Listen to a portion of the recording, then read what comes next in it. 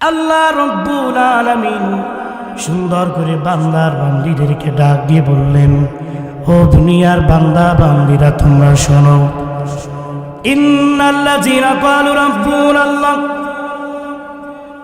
যারা সাক্ষ্য দেবে নিশ্চয় আমাদের রব আল্লাহ।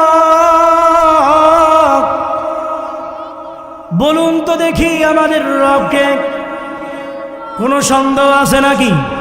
আমাদের রব হলেন আল্লাহ। আল্লাহ রব্বুল আলামিন বললেন, নিশ্চয়ই যারা সাক্ষ্য দিবে আর বলবে আমি তোমাদের রব, তাতানাজ্জালু আলাইহিমুল মালাইকা, এর উপর অবিচল থাকবে, অনড় থাকবে।